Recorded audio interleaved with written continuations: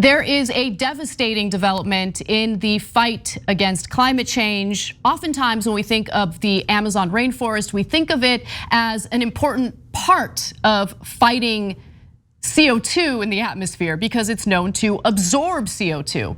However, because of the damage done to the rainforest, which was accelerated under Bolsonaro in Brazil, now there are parts of the rainforest that are actually emitting CO2. So I want to give you these data points because it gives you a sense of just how much damage human behavior is doing to our planet, to our environment.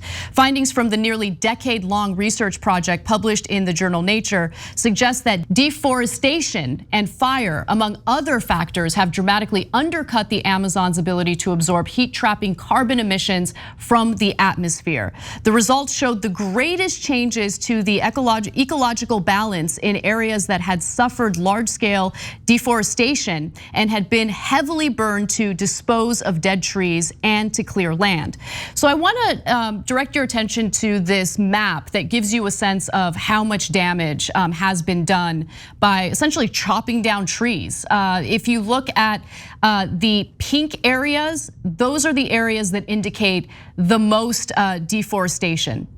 And so it's not a surprise that as you get closer to Brazil, the pink areas are a little more common because Bolsonaro certainly had no interest in protecting the Amazon, and he certainly was very much in favor of allowing for an accelerated rate of deforestation to take place. Can't wait for him to lose to Lula da Silva in the upcoming elections in Brazil. But this is just terrifying stuff, Francesca. I mean, we talk about climate policy in the context of the United States, but really this is something that requires collaboration globally.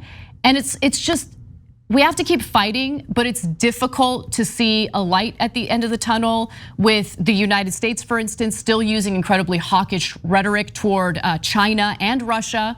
And then it's also difficult when you think about other right-wing leaders globally who also don't seem to take climate change very seriously and have rolled back any progress that's been made on this effort. Totally, you're 100% right. I mean, this is what happens when you let strongman demagogue dictators run amok throughout the world. I mean, that's what Bolsonaro does. There's no reason for Bolsonaro to negotiate with Trump, right? Because you just get into this endless whataboutism. I mean, to negotiate with Trump before, or anything. So that's what happens when you have strongmen in their own camps.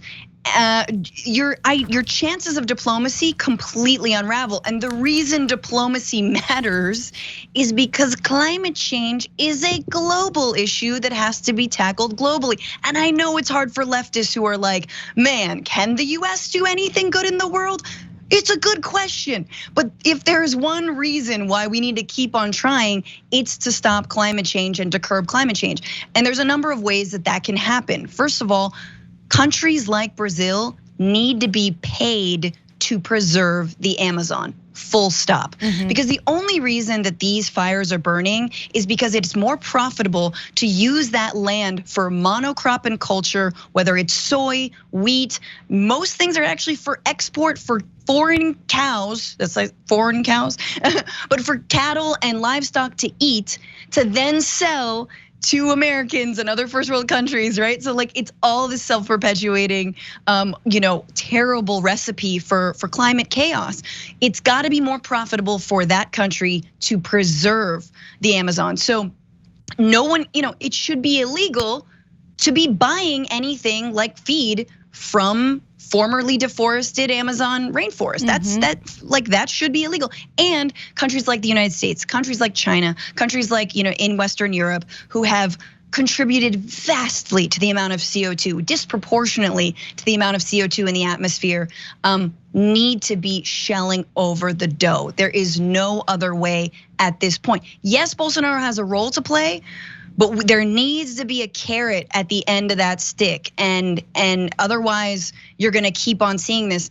And just to explain, y'all know that like the Amazon lungs of the world, like rain clouds that form in the Amazon, like end up falling on Southern California and Texas and all over, right? So like extreme drought in the US, a lot of it is thanks to this deforestation. Yeah, no, you make such a great point there. And if you look at some of the regulations in a state like California, which to be sure, governance in California, I have complained about quite a bit recently, and I stand by those criticisms. However, there are certain environmental protections in California that I'm fond of, including a recent story involving a family who bought a home in Joshua Tree, California, and decided that they're building, they're expanding this home, they're adding some additions, and they're like, look, these 4 Joshua trees are in the way, so we're gonna go ahead and uproot them and get rid of them. Well, it turns out that there are strict regulations against chopping down or getting rid of Joshua trees, because I didn't know this, they're actually endangered. And so they had to pay these pretty hefty fines as a result of what they did. And so I think that in some contexts, the stick works, right? The fines, the penalties, real consequences could work, especially domestically. But you're right, I mean, internationally, we need to find ways to collaborate, but also to provide incentives, especially to countries that aren't as privileged as the United States is, to ensure that they're protecting their environment or the nature that surrounds their country.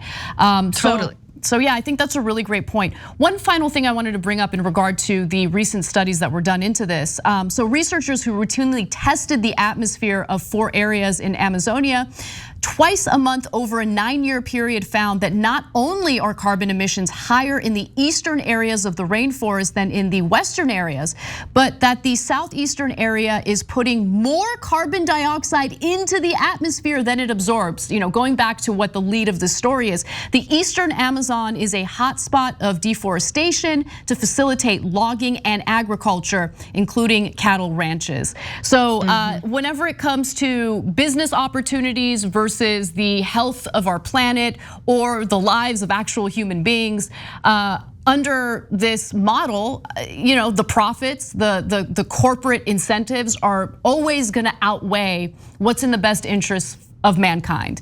And again, like the incentives are just in the wrong place. Short-term profits seem to rule all of the decision making that takes place, not just here in the United States, but globally. And we gotta change that structure. That's really at the heart of a lot of the pain and suffering that we're seeing around the world right now. Thanks for watching The Young Turks, really appreciate it. Another way to show support is through YouTube memberships. You'll get to interact with us more. There's live chat emojis, badges. You've got emojis of me, Anna, John, JR. So those are super fun. But you also get playback of our exclusive member-only shows and specials right after they air. So all of that, all you gotta do is click that join button right underneath the video. Thank you.